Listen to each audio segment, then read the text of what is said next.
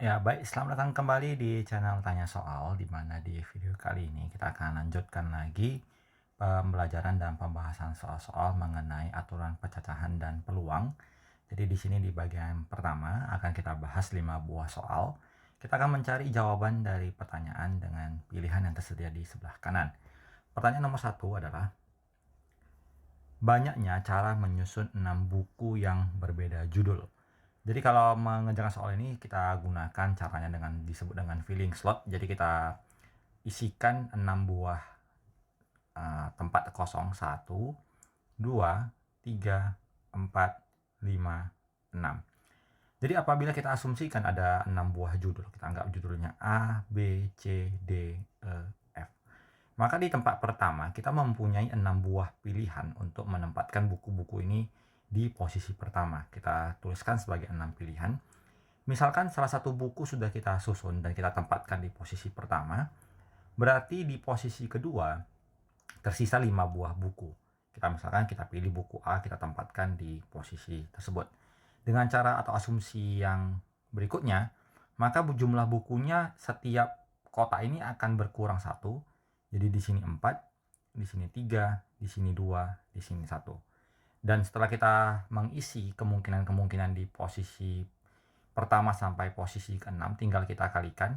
Berarti jawaban yang kita inginkan adalah 6 kali 5 kali 4 kali 3 kali 2 kali 1. Jadi 1 kali 2 kali 3 adalah 6 kali 4, 24 kali 5 adalah 120, dikali 6 sama dengan 720. Jadi untuk soal nomor 1 maka pilihannya adalah di option A. Kita lanjut di soal kedua. Banyaknya bilangan genap yang lebih dari 6.000 yang dibentuk dari angka 3, 4, 6, 8 tanpa ada angka yang berulang. Jadi yang kita kehendaki adalah angkanya lebih dari 6.000. 6.000 adalah 4 angka. Kita tuliskan 1, 2, 3, dan 4. Bilangan genap yang lebih dari 6.000 berarti boleh angka 6, boleh angka 8 ya. Boleh 6 ribuan, boleh 8 ribuan. Jadi di depan ada 6 dan 8, ada dua kemungkinan bilangan. Sehingga apabila salah satu angka 6 ataupun 8 digunakan di bagian depan, maka untuk menentukan bilangan tersebut genap atau bukan, kita perhatikan angka belakangnya. Berarti dia dari dua pilihan ini, angka 6 dan 8, kebetulan kedua-duanya genap. Maka kalau kita perhatikan, kita isi di sini, maka pilihan angka genap di belakang adalah 4, 6, dan 8. Di sini kita perhatikan bahwa ada angka 6 dan angka 8 di sini yang apabila kita gunakan di depan, misalkan di depan ini kita pilih angka 6, maka angka 6 di belakang ini tidak boleh kita gunakan karena dia tidak ada angka yang berulang. Sehingga jumlah kemungkinan angka genap yang tersedia adalah 2. Bilangan tersedia ada 4. Jadi sudah digunakan dua bilangan, satu di depan, satu di belakang. Maka sisanya adalah dua bilangan lagi. Sudah digunakan 3 bilangan sekarang, maka sisanya satu bilangan. Sehingga kita kalikan 2 kali 2 kali 1 kali 2 berarti ada 8 buah bilangan genap yang lebih dari 6.000. Maka kita pilih jawabannya adalah di option E. Kita lanjut ke soal nomor 3. Banyaknya bilangan ratusan yang dibentuk dari angka 1, 2, 3, 4, 5 tanpa ada angka yang berulang. Angka ratusan terdiri dari 3 slot yang kita akan isi, 3 kotak. Jadi angka yang tersedia ada 5 buah angka, berarti boleh 1, 2, 3, 4, dan 5, ada 5 kemungkinan. Karena tidak boleh ada angka yang berulang, misalkan kita gunakan salah satu angka, tersisa 4, dengan cara yang sama, maka di kotak berikutnya tersisa 3 buah angka, jadi kita kalikan. 5 kali 4, 20, 20 dikali 3 adalah 60.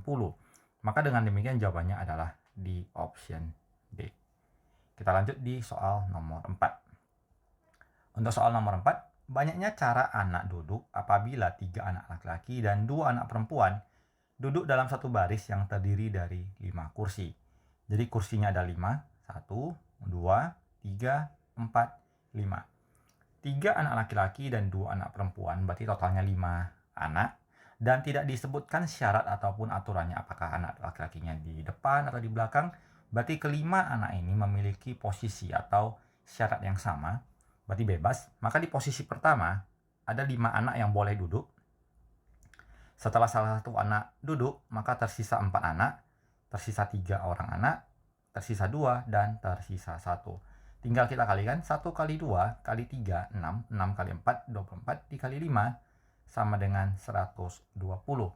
Berarti untuk soal yang nomor 4, jawabannya adalah di option B. Kita lanjut ke soal kelima, soal terakhir. Kota A dan B dihubungkan oleh 3 jalan, kota B dan C dihubungkan oleh 4 jalan, sedangkan kota C dan D dihubungkan oleh 6 jalan. Banyak cara yang dapat dilalui seseorang berangkat dari kota A ke D melalui B dan C. Jadi kita gambarkan dulu sketsanya dari A ke B. Kota A dan B dihubungkan oleh 3 jalan. Kita anggap ada 3 buah pilihan. Kemudian B dan C dihubungkan oleh 4 jalan. 1, 2, 3, 4. Kemudian C dan D dihubungkan oleh 6 jalan.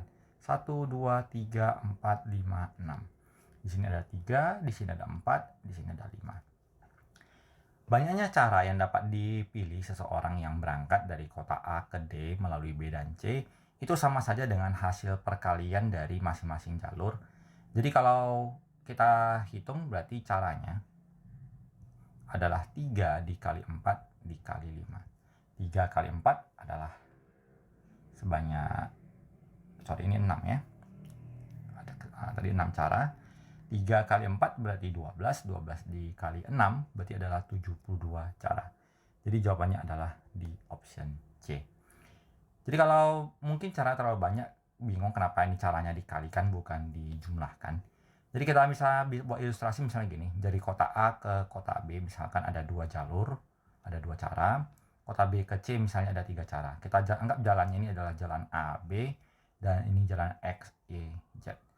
Jadi kenapa dia dikali bukan ditambah? Jadi kalau kita hitung secara manual, pilihan jalur dari A ke C bisa saja jalur A, lalu jalur X, jalur A lalu Y, jalur A lalu Z, kemudian B melalui X, B dilanjutkan dengan Y, atau B dilanjutkan dengan Z.